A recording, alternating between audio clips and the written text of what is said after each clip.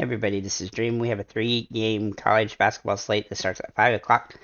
Let's see, we have all the 3 games have a little bit of a spread here. The Penn State game is the closest game with a 3-point spread. The Stanford game is a 7-point spread, and the UCF game is a 13-point spread. It also just so happens that the lowest spread is also the lowest scoring game, and the highest spread is the highest scoring game.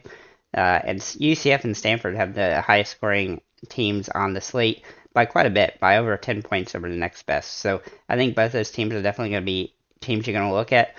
Make sure to smash the like and subscribe button if you don't mind.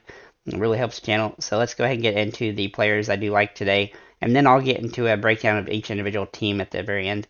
So we'll start with our guards, and we're going to look at Keon Minifield here at $1,600. His floor is not super ideal, but he has been starting, and his production is improved. He is a little bit overpriced, but in a small slate, he makes him interesting here, considering he's been over 12 points and 28 fantasy points in 4 of the last 5 games. His price is really fair, and he has about as big of a floor as anybody on the slate. Then we're ceiling as anybody on the slate. And then we're gonna look at CJ Kelly for UCF. His floor is around 20 fantasy points, but that's okay on a small slate like this for a guy who has on the highest scoring team. He plays 30 plus minutes a game, and he's really not had too many games below that minutes or the fantasy points he needs here. And along with the big time upside, he had 30 fantasy points last time versus Tulsa, so that makes him a really good option on the slate, especially just the fact that it's a small one. Then we're going to look at Jalen Pickett for Penn State. He's very expensive, but obviously you could try to pay down for some other value plays. So he's useful, but I'm not sure that he's a must play today. He hasn't been particularly good the last couple games. He's had a couple average games, I guess, for him, and 2 of the last 4. But he has had some big time upside games as well, and he also leads the slate in fantasy points per minute. He also has just as much upside as anybody on the slate. Obviously, with his price, though, that makes it a little bit difficult to roster today, especially on a smaller slate where there's not a ton of value options. But he is still, a good player, and so I look for him to have a potentially great game, especially in a tight game where the scoring should be pretty even. Then we're going to look at Ethel Horton, let's see here, for UCF. He might be a good alternative to CJ Kelly if you want to, only choose one of these guys. He has a little bit higher of a ceiling, but he also has a lower floor, and he plays similar minutes. But his fantasy points per minute is a little bit lower than Kelly, but overall he's still a good option on the slate, and he's slightly cheaper as well. So he's a little bit easier to roster if you choose to. Then we'll go to our forwards, and we're going to start with Michael Durr. He is the best option for value plays on the slate at $3,700. He's back, and he should be starting, and he's been playing really well as a starter this season. He's been over 10 fantasy points in all but 3 games all season long, and he looks like he's got his minutes coming up, which is definitely a bonus here. His team is also favored to win the game by 13, so he has some nice upside as a result of that. Then we're going to look at 3 players from Stanford, and that's going to be Spencer Jones, Harrison Ingram, and Brandon Angle. Spencer Jones looks very interesting today. He's not as safe as Ingram, but he does have some nice upside, and aside from 2 games, he's been over 20 fantasy points in every game since January 29th, with the exception of 2. So I think he's definitely a viable option on the slate. Then we're going to look at Harrison Ingram for $7,500. He's been really good against Washington. He's had 21, 34, and 25 fantasy points in the 3 games against them.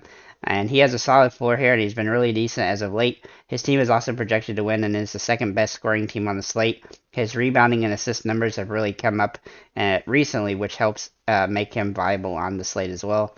And then we're going to look at Brandon Angle. He was a little bit cheaper option. He is a starter. He plays a pretty good amount of minutes, but he does have a low floor. But he's been a good utility option for a slate like this. He seems like the type of guy that could have a blow-up game, as he does have those occasionally. He's played better as of late, but he's still a little bit risky as a result of his floor being pretty low. But on a small slate, that's usually worth taking a risk on a couple guys like that. So then we'll get into the breakdown of the individual teams here, and we're going to start with UCF and Tulsa. So UCF, obviously, Michael Durr is the top value play on the slate, and it's not close, and he should start and play good minutes. This game is likely to be lopsided. Kelly and Horton also look interesting. They play most of their starters around 30 plus minutes, and that's one of the few teams on the slate that actually does that. So they definitely have Now, the 4 starters that are not named Durr, they definitely have some good opportunity here to have good fantasy outputs.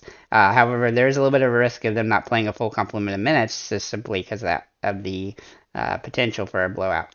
Then we're going to look at Tulsa, and Tulsa is an interesting spot here. They are projected to get blown out, but they do have they have a little bit of upside here from a fantasy perspective in a couple of the value plays like Gaston Chapman if he can play a good amount of minutes. But it's still pretty risky, and I really don't think that it's worth taking too much risk on this team, especially since they're one of the lowest scoring teams on the slate by quite a bit, and so I don't like them very much.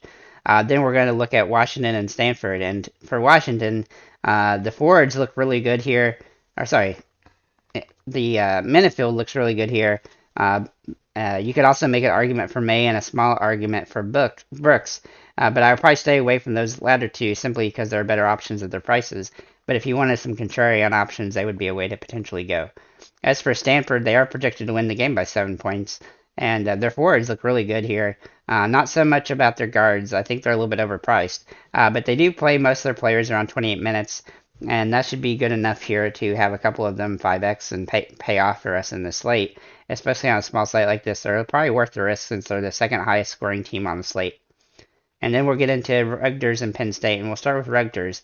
They're the lowest scoring team on the slate. Everyone here is way overpriced, and I don't think there's anybody worth taking a risk on. Even though it's a tight game, it is still low scoring, and it's probably going to be a defensive game more than an offensive game. You could make a tiny argument for some of their forwards, but they're still way overpriced for what their potential production in this game is. And then we'll look at Penn State here. And Penn State has obviously Pickett and Winter are both interesting. The rest of the roster does seem a little bit overpriced, but there is something to be said for Lundley just because this game will likely play more minutes. But just like that, most of the guys are a little bit overpriced for what they can do. And so I'm mostly probably going to stay away from most of their players with the exception of Winter and maybe Lundy and Pickett. So with that said, guys, thank you for liking, commenting, and subscribing. If you have any comments or questions, feel free to leave them below. And have a nice day, guys.